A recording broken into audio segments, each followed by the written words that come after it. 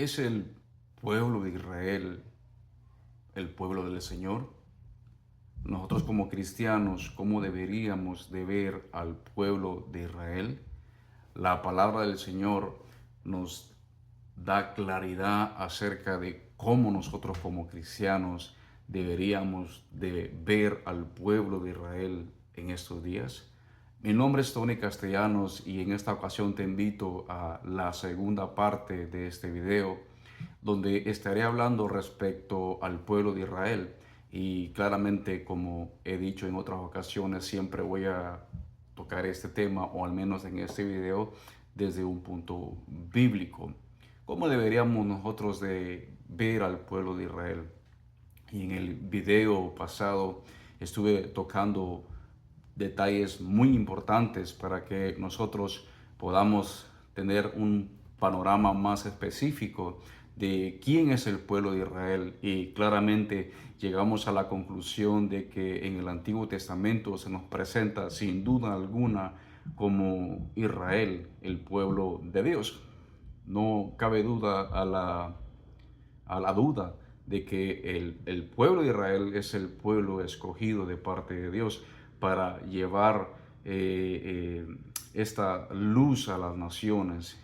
Y esto se cumple con el Mesías, que es Cristo Jesús, que a través de Cristo Jesús nosotros ahora hemos conocido a ese Dios, al Dios de Abraham, y hemos comprendido muchas cosas con el pasar del tiempo, y la Escritura nos da una claridad de los planes y de los propósitos que Dios tiene con esta nación, con este pueblo llamado Israel. Y podemos notar que en el Nuevo Testamento todos los apóstoles y los primeros cristianos eran de descendencia judía. Pedro, Pablo y cada uno de los apóstoles era de descendencia judía. Inclusive cuando Jesús se topa con la samaritana, Jesús le da una revelación que hasta el día de hoy eso nos puede ayudar a ir entendiendo cómo nosotros como cristianos debemos de ver al pueblo de Israel. Y Jesús le dice a la samaritana, porque la salvación viene de los judíos.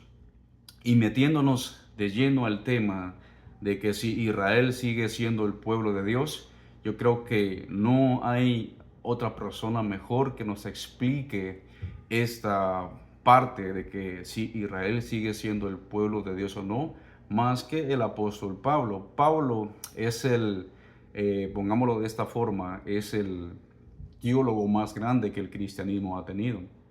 Desde él no se ha levantado otro teólogo como él. Entonces, miremos en la escritura y metámonos en la palabra del Señor. Yo te invito a que te tomes un tiempo, que tomes la escritura, que en el tema en que vamos a entrar ahorita vamos a ir muy despacio y vamos a ir comprendiendo desde un punto o desde una cosmovisión cristiana de cómo nosotros deberíamos de ver al pueblo de Israel. Y si vamos a Romanos, si vamos al capítulo 11, vamos a ver que el apóstol Pablo nos da una explicación de cómo nosotros deberíamos de ver al pueblo de Israel. Y Pablo comienza haciendo esta declaración en el versículo 1. Dice Pablo, digo pues, ¿ha desechado Dios a su pueblo? En ninguna manera, dice Pablo. Ahí podemos analizar cualquier pregunta o de cualquier pensamiento que se nos pueda venir a la mente. Si Dios ha desechado a su pueblo, si Dios ha sustituido a su pueblo, si de alguna forma Dios ha desechado al pueblo de Israel, Pablo da la respuesta acá, en ninguna manera. En ninguna manera no hay ninguna forma en que Dios haya desechado al pueblo de Israel. Y si miramos, si seguimos leyendo, dice, porque también yo soy israelita, de la descendencia de Abraham, de la tribu de Benjamín.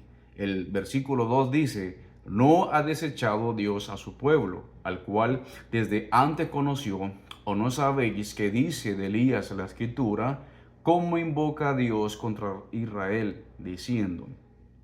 Podemos notar aquí que el apóstol Pablo está diciendo, o más bien está haciendo la introducción de que si Dios ha desechado al pueblo de Israel, Pablo dice en ninguna manera. Y nos empieza a explicar el por qué Dios no ha desechado a su pueblo.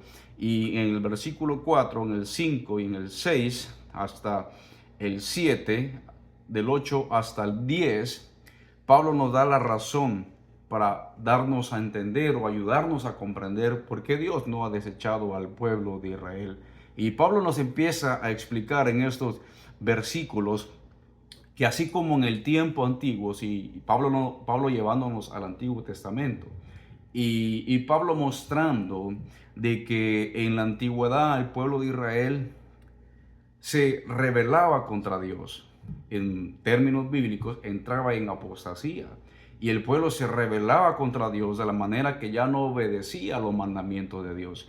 Entonces Pablo nos comenta en el tiempo de Elías que el pueblo de Israel estaba en una rebeldía contra Dios, en una apostasía. Y Pablo está haciendo referencia cuando Elías le dice a Dios que solo él había quedado para defender la verdad de Dios en medio de un pueblo que se había rebelado contra él. Y la divina respuesta, dice Pablo, que Dios le dice a Elías, Elías, yo me he reservado a 7,000 hombres que no han doblado sus rodillas al Dios Baal, ante Baal. Entonces vemos de que lo que Pablo trata de explicarnos es de que Dios siempre guardaba un remanente, siempre guardaba un grupo de personas para que no se desviaran en pos de dioses ajenos, porque poderoso es Dios para guardar siempre un remanente, para guardar siempre un grupo de personas. Y es lo que Pablo nos está haciendo mención acá.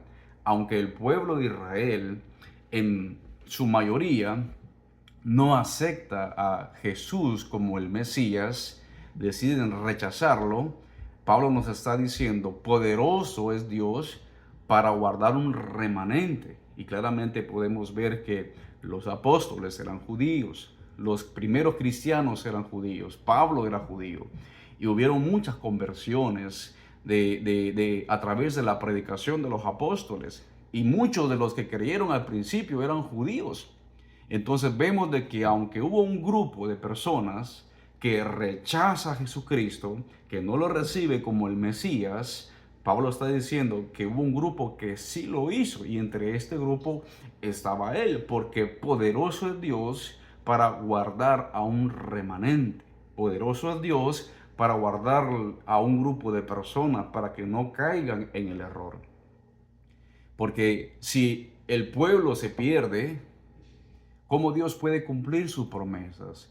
¿Cómo podemos confiar que Dios puede guardar a su pueblo cuando todo el pueblo se pierde? Pero aquí nos damos cuenta que la mano poderosa de Dios siempre guarda a un remanente que se mantiene fiel, que se mantiene puro ante la idolatría, ante la mentira, ante la rebelión contra Dios.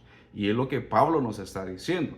Si nos vamos hasta el versículo 11, Pablo nos va a ir explicando de poco a poco para que comprendamos que el tema de que si Israel sigue siendo el pueblo de Dios o no, es un poco complicado en el sentido que hay que profundizar un poquito en las escrituras y ver más allá de estos versículos que estamos viendo en esta ocasión.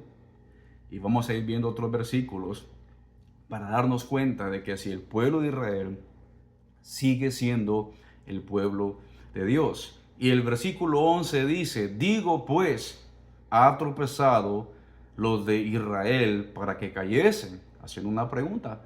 En ninguna manera, dice Pablo, pero por su transgresión vino la salvación a los gentiles para provocarles a celos. El 12 dice, y si su transgresión es la riqueza del mundo y su defección la riqueza de los gentiles, cuanto más su plena restauración. Lo que Pablo nos está diciendo es de que gracias a esa ceguera que ellos tuvieron al no reconocer a Jesucristo como el Mesías prometido, gracias a que ellos no lo reconocieron, entonces dice la palabra que esta acción de ellos vino a ser la salvación para el mundo gentil, para todo aquel que no es judío, gracias a que este pueblo rechazó al Mesías. Gracias a que en este pueblo hubo una ceguera espiritual la cual no les permitió reconocer a Jesucristo como el Mesías. Y Pablo dice que eso vino a ser la salvación de nosotros. Y dice Pablo, y si su transgresión es la riqueza del mundo, si gracias a que rechazaron al Mesías, vino a ser desgracia para ellos, porque sobre ellos cae una maldición a rechazar al Mesías, y su caída vino a ser la riqueza de los gentiles, cuánto más será su plena restauración. O sea, Pablo enfocándonos o mostrándonos una visión de que en el futuro el pueblo de Israel va a ser restaurado. Y si su caída fue bendición para nosotros los gentiles, cuando este pueblo sea restaurado en el futuro, cuanto más no va a ser de bendición. Si su caída fue de bendición, cuanto más no lo será su restauración. Y es lo que Pablo nos está enseñando acá. Pero mire, aquí Pablo nos empieza a enseñar cosas muy importantes para nosotros los cristianos. Y dice el 13, por cuanto a vosotros hablo gentiles, por cuanto yo soy apóstol a los gentiles, honro mi ministerio, por si en alguna manera pueda provocar a celos a los de mi sangre y hacerlos salvos a algunos de ellos. El 15 dice, porque si su exclusión es la reconciliación del mundo, ¿qué será su admisión sino vida de entre los muertos? Si las primicias son santas, también lo es la masa restante. Y si la raíz es santa, también lo son las ramas. Y vamos a entrar, mira, el versículo 17, donde Pablo nos da una explicación. Y aquí tenemos que ir muy despacio y tenemos que ir escuchando, meditando, escudriñando en esta escritura para que nosotros podamos comprender y podamos ver al pueblo de Israel si ellos siguen siendo el pueblo de Dios o si nosotros los cristianos o todos aquellos que hemos reconocido a Cristo, si nosotros hemos sustituido al pueblo de Israel. Aquí está la clave en estos siguientes versículos.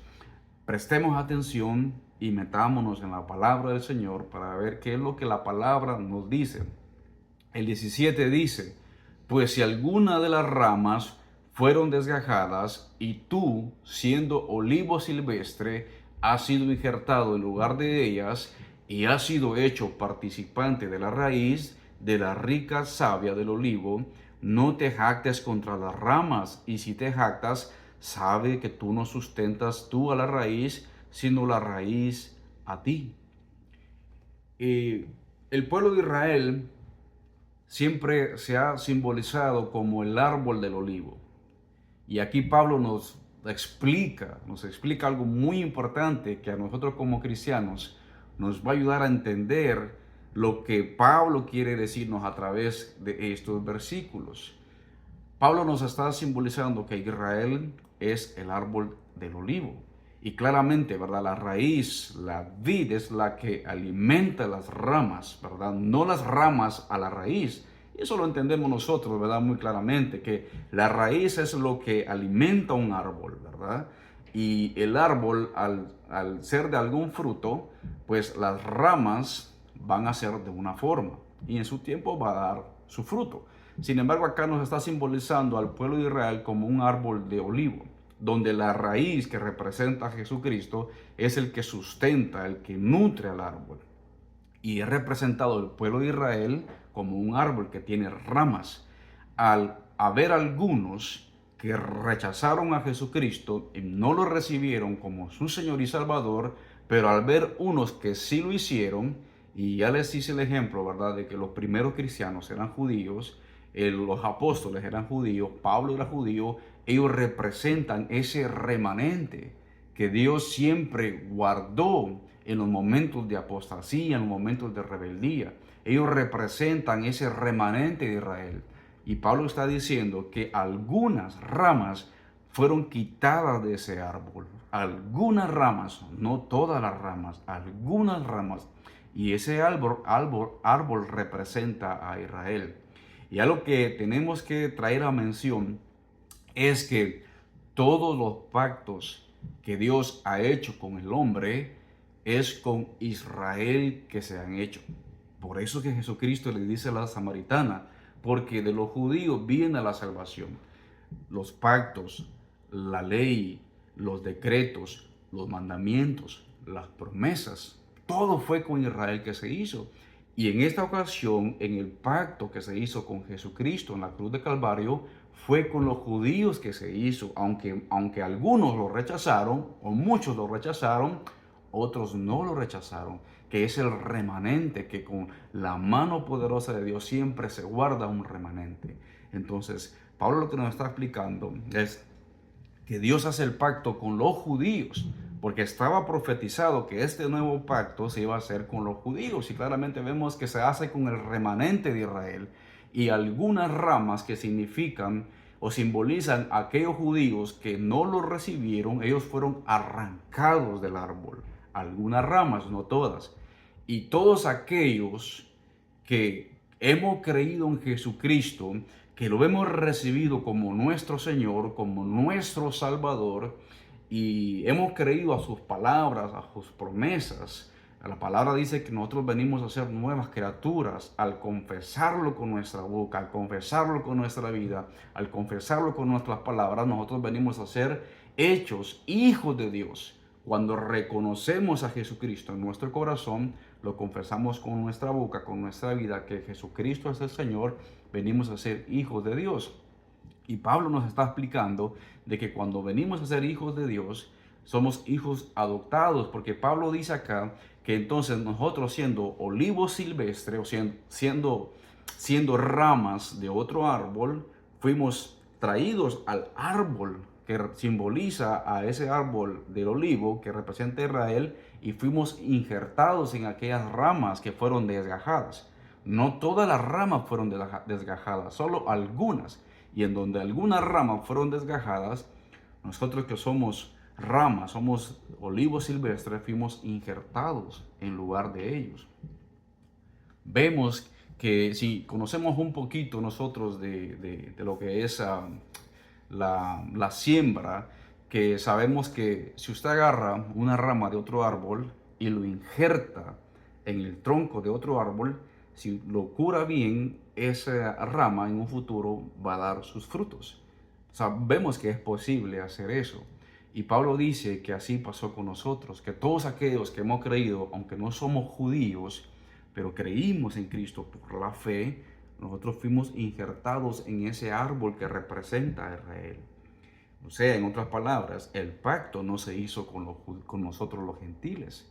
El pacto se hizo con los judíos, y los que hemos creído en Cristo hemos sido agregados al pacto que se hizo con los judíos, que se hizo con Israel. Por eso en el versículo 18 dice, no te jactes contra las ramas, y si te jactas, sabe que no sustentas tú a la raíz, sino la raíz a ti. Pues las ramas dirás, fueron desgajadas para que yo fuese injertado. Bien, por su incredulidad fueron desgajadas, pero tú por la fe estás en pie. No te ensoberbezcas, sino teme, dice Pablo. Porque si Dios no perdonó a las ramas naturales, a ti tampoco te perdonará. Mira pues la bondad y la severidad de Dios. La severidad ciertamente para con los que cayeron, pero la bondad para contigo, si permaneces en esa bondad. Pues de otra manera, tú también serás cortado. Y aun ellos, si no permanecieren en incredulidad, serán injertados, pues poderoso es Dios para volverlos a injertar. Pero si tú fuiste cortado del que por naturaleza es olivo silvestre, y contra naturaleza fuiste injertado en el buen olivo, cuanto más estos, que solo son las ramas naturales, serán injertadas en su propio olivo. Pablo nos está aconsejando a nosotros los cristianos ahora. Y pareciera ser que estas palabras caen muy bien para nuestro presente, para nosotros como cristianos al día de hoy. Pareciera que Pablo le estuviera hablando a los cristianos de hoy en día. No te jactes contra la rama, no te jactes contra ellos, no te jactes contra ese pueblo. Ciertamente, dice Pablo, que los que no creyeron fueron quitados, fueron desgajados, y que tú que creíste por fe, fuiste injertado. No te jactes, porque mira la bondad, pero también mira la severidad de Dios. La severidad para que los que no permanecieron en la fidelidad de Dios, no permanecieron en obediencia a Dios, ellos fueron quitados, fueron arraigados, fueron cortados. Mira entonces la severidad de Dios, pero también mira la bondad de Dios para los que creyeron en Jesucristo. Entonces, la invitación que nos hace Pablo acá es de que nosotros tenemos que, primero, nos está invitando a temer a Dios. Segundo, nos está invitando a que nosotros podamos ver que si ahora nosotros fuimos injertados en este árbol, fue por gracia. El remanente que siempre Dios se guarda para sí es por gracia. Entonces, si nosotros ahora hemos conocido a Jesucristo, lo hemos recibido como nuestro Señor, y ahora nosotros venimos a ser parte del pueblo de Dios, porque todo aquel que cree en Jesucristo nace de nuevo, cree en su corazón que Jesucristo es el Señor y lo confiesa con su boca, con su vida, este viene a ser hecho hijo de Dios, o sea, viene a ser parte del pueblo de Dios. Y la palabra nos dice que de ambos pueblos Dios hizo un pueblo.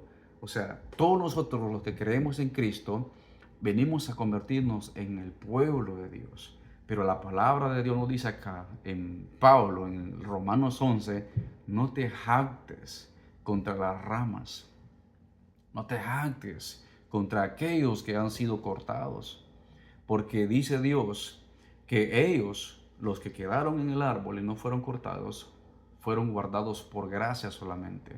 Y los que fuimos injertados en ese árbol es por gracia también. Si miramos en donde nos dice eso, nos vamos a dar cuenta de que solamente es por gracia. Y no fue porque lo merecieran, sino que fue por gracia. Y déjeme buscarle en el versículo 6 de Romanos 11. Dice, así en el 5, dice, así también, aún en este tiempo, ha quedado un remanente escogido por gracia. Y si por gracia ya no es por obras, de otra manera, la gracia ya no es gracia. Y si por obras ya no es gracia, de otra manera, la obra ya no es obra. Entonces Pablo nos está dejando saber que este grupo que no rechaza a Jesucristo, que son 100% judíos, donde se encuentran los apóstoles, donde se encuentra Pablo, donde se encuentran los primeros cristianos, ese remanente fue salvo por gracia. Dios lo guardó por gracia. Y nosotros los que hemos sido injertados, ¿verdad?, en este árbol de olivo, hemos sido injertados por gracia también.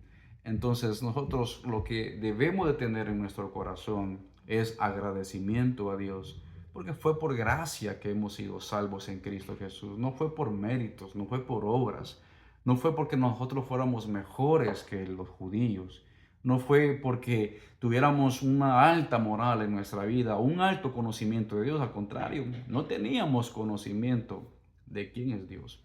Fue por gracia. Y por lo tanto, en nuestro corazón lo que debemos de tener es agradecimiento hacia Dios. Y debemos de tener, hermanos, empatía hacia nuestros hermanos judíos. Ahora, la pregunta, el pueblo de Israel, aquellos que no aceptan a Jesucristo como su Señor y Salvador, ellos, ¿qué son ellos? Ciertamente, de que todo aquel que no acepta a Jesucristo como su Señor y Salvador, no pueden ser salvos, porque solamente se puede alcanzar la salvación por medio de Jesucristo. no importa si es judío esa persona, pero si esa persona no acepta a Jesucristo, no alcanza la salvación, porque en este nuevo pacto hay que ver a Cristo Jesús, hay que creer a sus promesas, hay que creer al mensaje que Él trajo, hay que creer que Él es nuestro Dios y nuestro Señor y que murió en la cruz por nuestros pecados.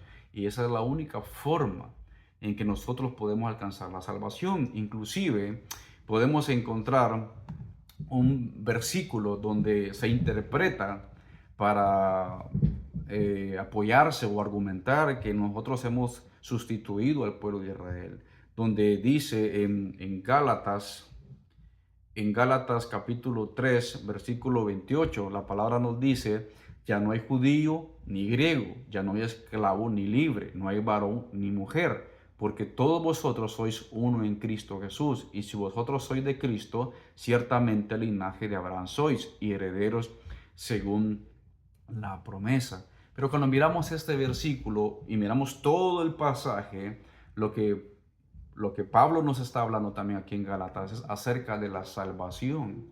Ahora en Cristo Jesús, ahora en Cristo Jesús se nos ha abierto un camino para que ahora nosotros podamos ver y comprender y conocer a ese Dios que se dio a conocer a través de Israel, pero que para los gentiles, hermanos, el acceso a Dios no estaba disponible. Pero en Cristo Jesús, y porque ellos en parte rechazaron al Mesías, Dios ha hecho misericordia a las demás naciones para que nosotros podamos conocer a ese Dios invisible.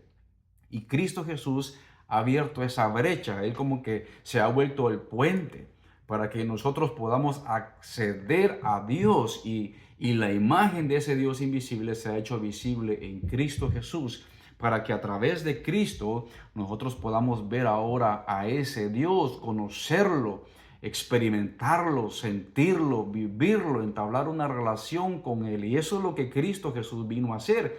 Eso es lo que Cristo quiso hacer en el pueblo de Israel, que Israel ya no se basara solo por vista o por la ley, sino que pudiera experimentar a este Dios vivo, porque a Dios le ha placido que en este nuevo pacto, que en este tiempo, a Dios le ha placido que nos acerquemos por fe. Y cuando nos acercamos por fe, creyendo que Jesucristo es el Señor, hermanos, se nos abre ese camino para que empecemos a tener ese acceso a Dios. Y eso es lo que en Gálatas nos dice: ya no hay judío, ya no hay griego, ya no hay varón, ya no hay mujer. O sea, ya no hay acepción de personas. Todos tenemos acceso a ese Dios. Y eso es lo que dice cuando ya no hay griego, ni judío, ni hombre, ni mujer. Porque si lo agarramos literal, usted me va a decir que ya no hay hombres ahora, que ya no hay mujeres, que ya no hay judíos y que ya no hay griegos. No, es algo, hermano, donde nos da a entender que la salvación es para todo aquel que crea, sin importar si es judío o si es griego o si es mujer o si eres hombre. Respecto a la salvación es que se está hablando acá. Ahora, volviendo al tema central, entonces los judíos, el pueblo de Israel que nosotros miramos en el presente, ese pueblo sigue siendo el pueblo de Dios.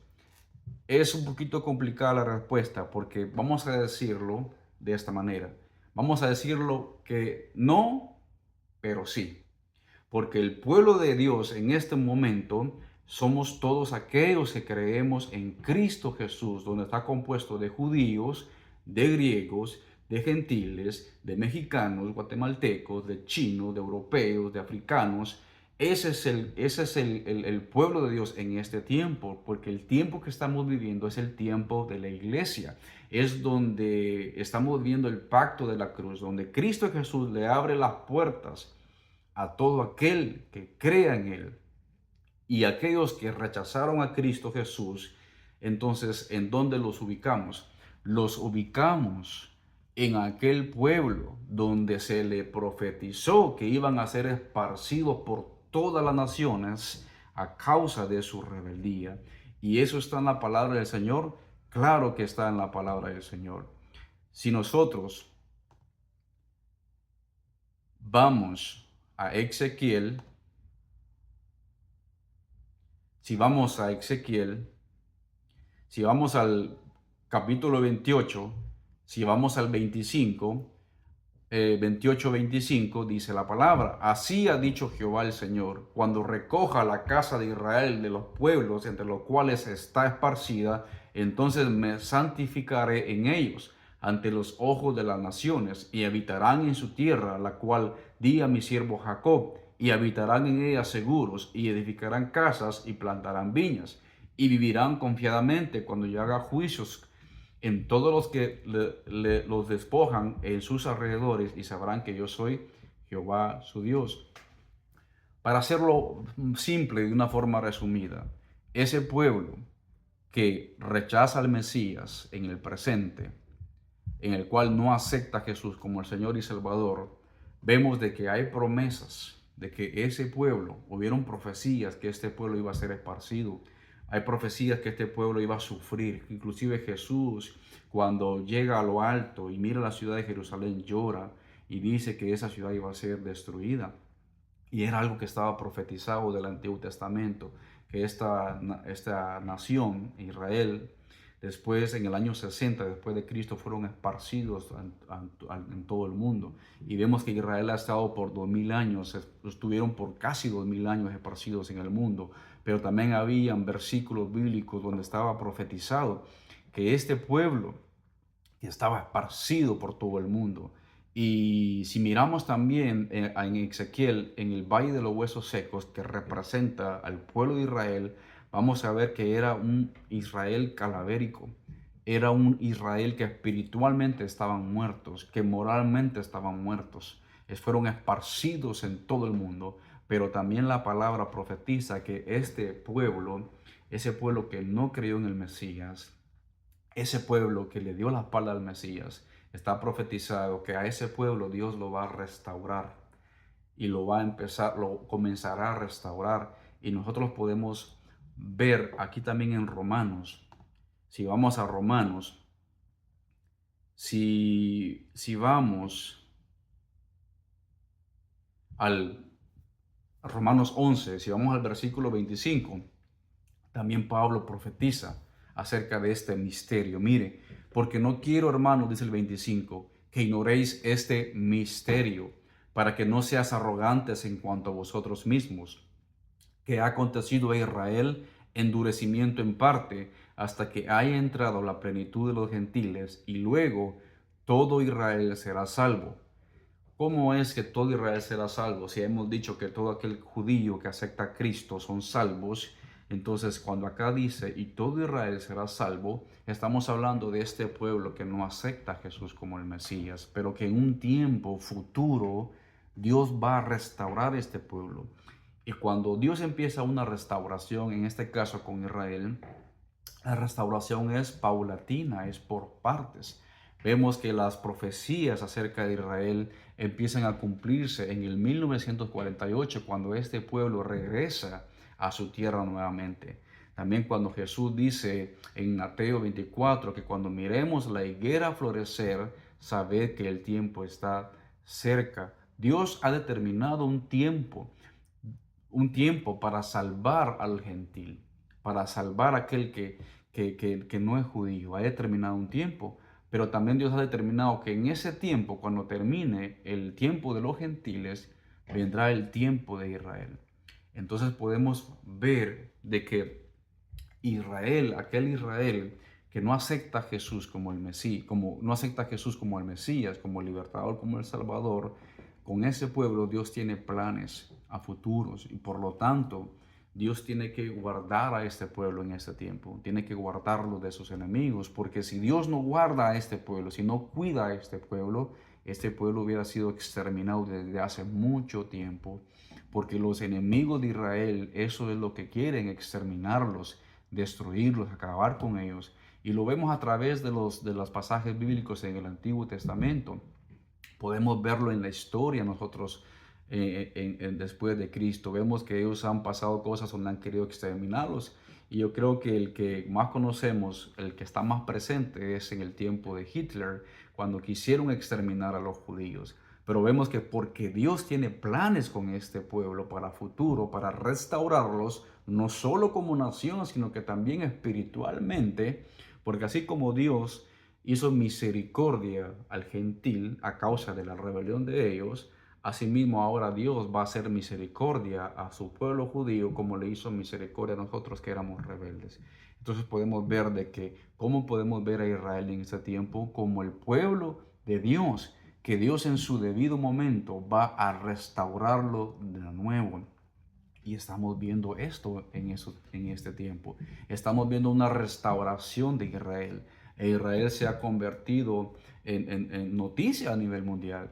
Israel está volviendo a tomar el centro de todo en este tiempo, porque nosotros creemos que Israel cumple, ¿verdad?, un papel importante en este tiempo. Y las profecías que se están cumpliendo con Israel sirve a la iglesia para que nosotros podamos entender los tiempos que estamos viviendo.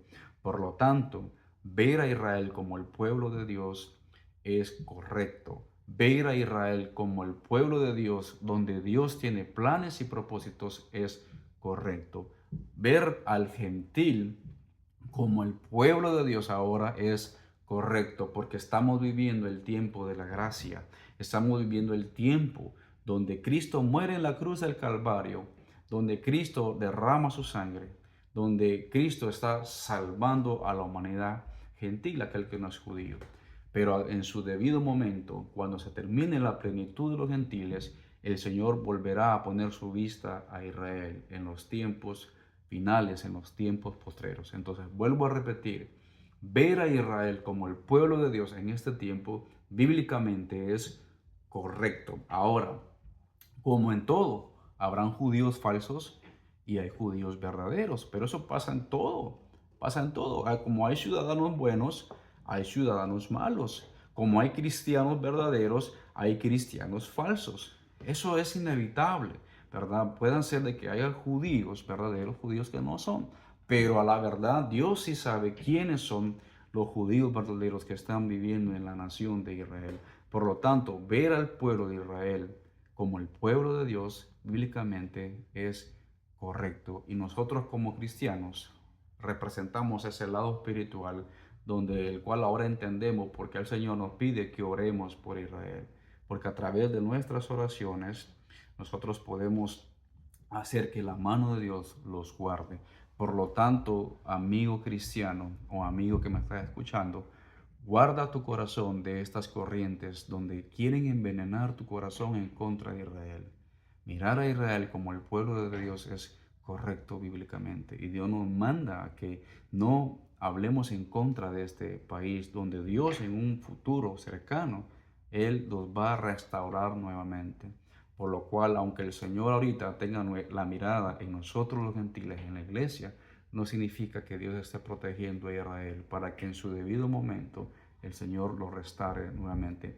Más bien tenemos que tener temor hacia Dios, tenemos que tener agradecimiento hacia Dios y tenemos que tener un corazón donde no guardemos rencor ni guardemos odio hacia este pueblo que en su debido momento Dios va a restaurar. Espero que haya podido explicar muy claramente para que podamos entender que Israel es el pueblo de Dios. Ese es el único propósito. Escudriñe lo que yo acabo de decir, medítelo, ¿verdad? Esa es mi fe y mi fe se sustenta en la palabra del Señor, ¿verdad? No quiero obligar o imponer mi fe o mi creencia. Cada quien es libre de tener un pensamiento respecto a Israel, pero yo como cristiano tengo un deber de poder exponer la palabra del Señor para que cuides tu corazón, para que te des cuenta que Israel no es cualquier otro pueblo, que tengas temor de Dios y que en lugar de maldecir a este pueblo, lo bendigas y que pidas a Dios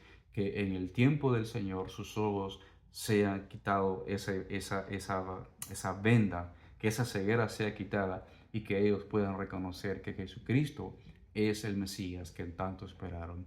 Dios me los bendiga.